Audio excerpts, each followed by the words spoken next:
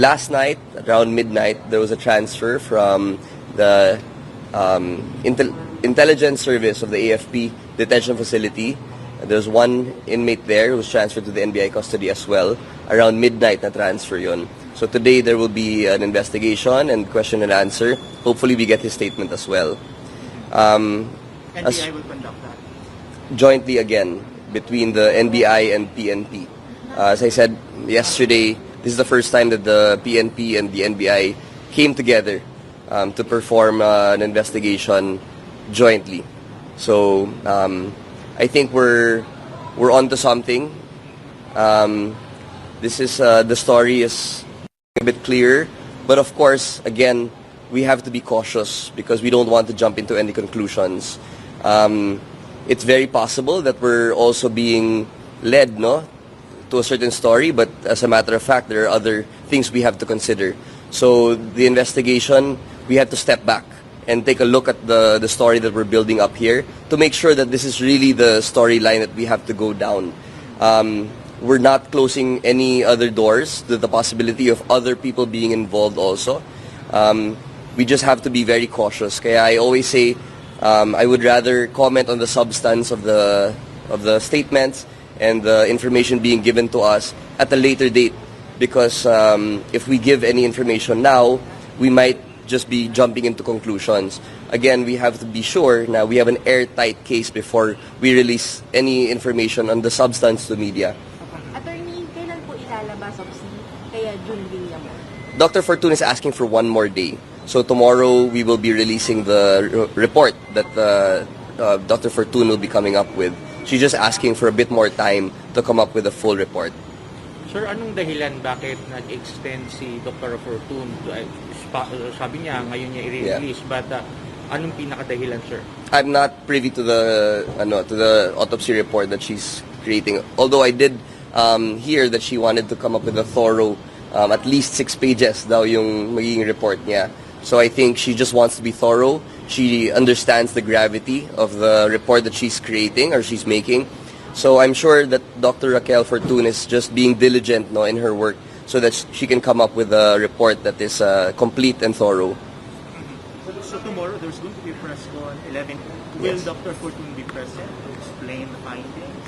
I believe so, Attorney Mike. I think she will be present at the press con. I think the whole purpose of the press con is to release the report on her autopsy.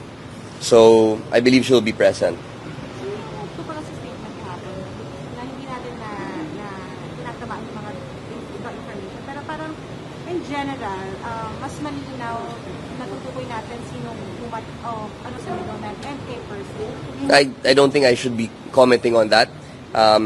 Again, I want to make sure that the story is clear before we release anything. Let's just say this, no? The statements were made and they were all there for one story.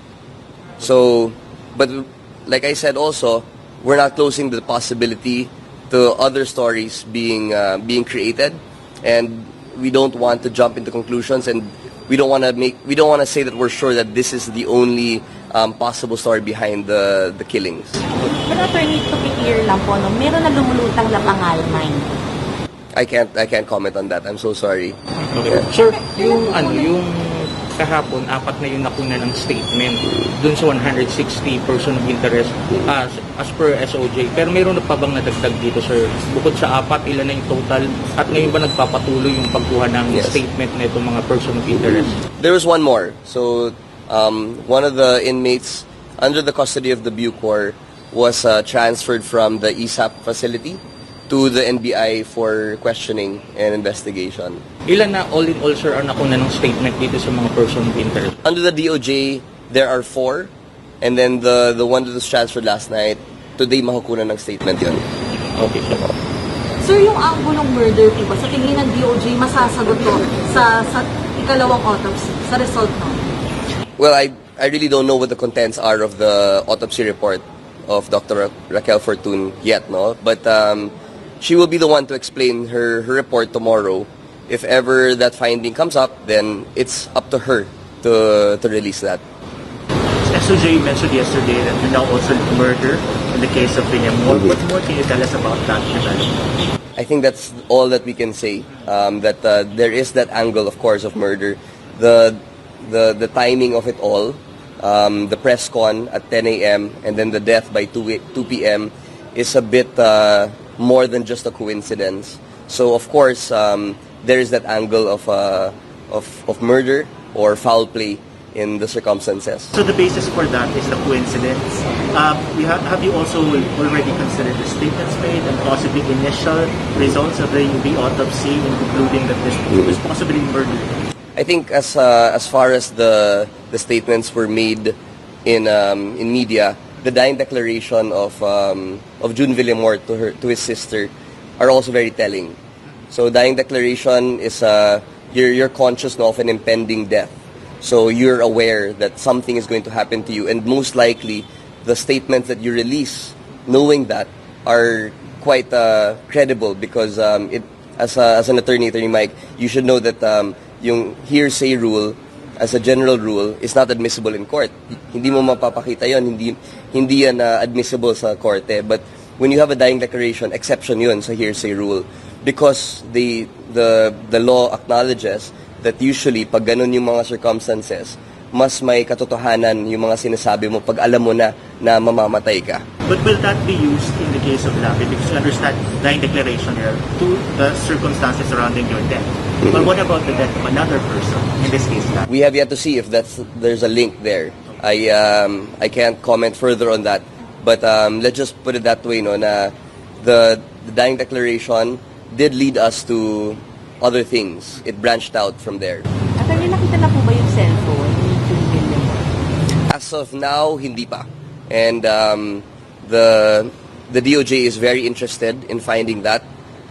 We have taken steps also to find other ways to see the contents and to verify yung information in those messages exchanged between June Villamor and his sister. Sir, ano ba ibang evidence na tinitingnan? I mean, di ba kasi check din mga sila doon sa mga ewa. Meron na po ba yung investigators na mga evidensyang hawak din para itugma? There is. As to the substance of that, I can't comment anymore.